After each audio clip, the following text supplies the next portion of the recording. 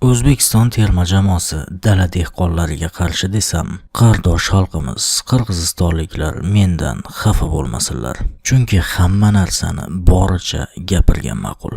Ha do'stlarim, kecha tunda O'zbekiston terma jamoasi Jahon chempionati saralash bahslari doirasida Qirg'iziston terma jamoasini qabul qildi va 1-0 hisobida arang mag'lub eta oldilar. Ha do'stlarim, Qirg'iziston terma jamoasi bir kishgan bo'lib qolganiga qaramasdan yirik hisobda mag'lubiyatga uchramaslikning uddasidan chiqa oldilar. Ha do'stlarim, O'zbekiston terma jamoasi g'alaba qozondi va muhim 3 ochkolarni qo'lga kiritdi. Lekin bu narsani futbol deb atashga ochig'i meni tilim bormaydi. O'zbekiston terma jamoasi futbol o'ynamadi. Qirg'iziston terma jamoasi esa futbol o'ynash u yoqda tursin, futbol nima ekanligini xayollariga ham keltirmadilar. Bilmadim, agar O'zbekiston terma jamoasi Qirg'iziston terma jamoasi bilan emas, Eron yoki Birlashgan Arab Amirliklari bilan o'ynagan bo'lganida qanday natija, aniqroq qanday hisob qayd etilgan bo'lardi?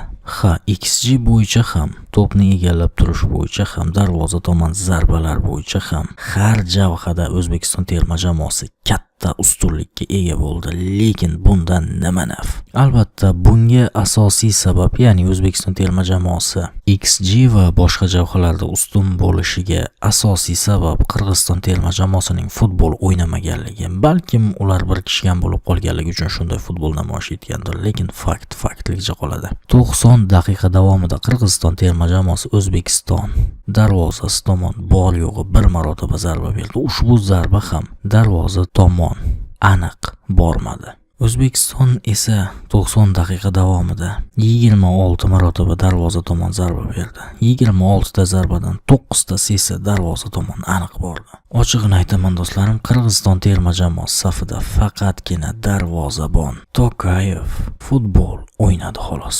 Yana bir bor takrorlab o'taman do'stlarim, agar Qirg'iziston terma jamoasi emas, boshqa biror bir jamoa O'zbekiston terma jamoasiga qarshi o'ynagan bo'lganida bizning yigitlarning holiga voy bo'lgan bo'lar edi. Va qolaversa, yaxshiyamki 24-daqiqada yigitlarimiz penalti ishlab, bitta qizil kartochka ishlab raqiblarimizning safini bittaga qisqartira olgan edi.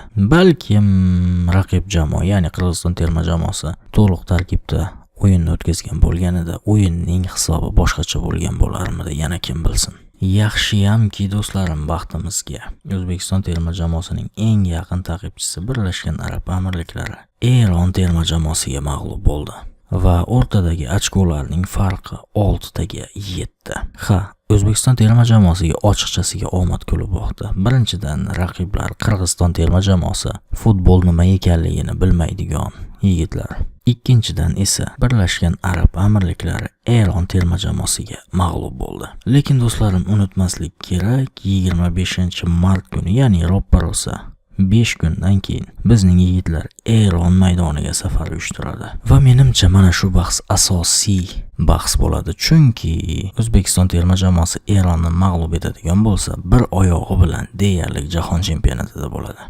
Durang natija qayd etilsa yoki mag'lubiyatga uchrasa, yigitlarimiz vaziyatni qiyinlashtirgan bo'ladi. Chunki undan keyingi bahs aynan Birlashgan Arab Amirliklariga qarshi, keyingisi esa Qatarga qarshi. Birlashgan Arab Amirliklari va Qatar terma jamoasi esa bu Qirg'iziston terma jamoasi emas. Va qolaversa, bu ikkala terma jamoa bilan o'rtadagi ochkolarning farqi 6 tani tashkil etadi.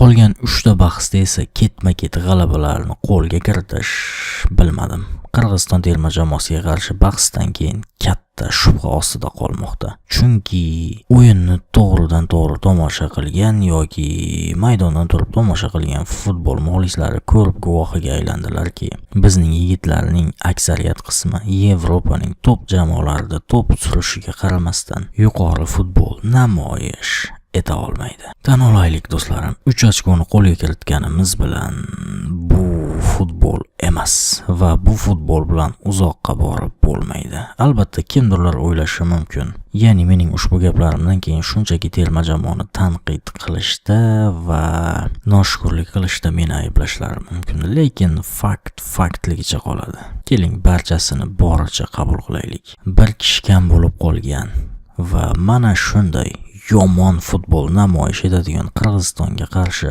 bunday o'yin ko'rsatadigan jamoat jahon chempionati yo'llanmasini qo'lga kirita olmaydi. Albatta, agar keyingi bahslardan jamoamiz futbol o'ynashni boshlamasa. Umid qilamizki, do'stlarim, keyingi bahsda Birlashgan Arab Amirliklariga qarshi bahsda O'zbekiston terma jamoasi bir amallab nima qilib bo'lsa ham g'alabani qo'lga kiritadi, yo'qsa ahvol juda ham chatoq bo'ladi. Mana bu o'yindan kelib chiqib gapiradigan bo'lsak, mening shaxsiy fikrimcha, Eronga qarshi keyingi bahsda bizni yirik mag'lubiyat kutib turibdi. Siz nima deb o'ylaysiz, do'stlarim? O'zbekiston terma jamoasi bunday o'yini bilan keyingi bosqichga kechirasizlar. Keyingi bosqichga emas, keyingi bosqich deyarli jahon chempionati. Ya'ni jahon chempionatiga chiqa oladimi yoki yo'q? Bu haqidagi fikringizni kommentariyada kutib qolaman. Futbolni seving va u bilan yashashda davom eting. Omon bo'ling.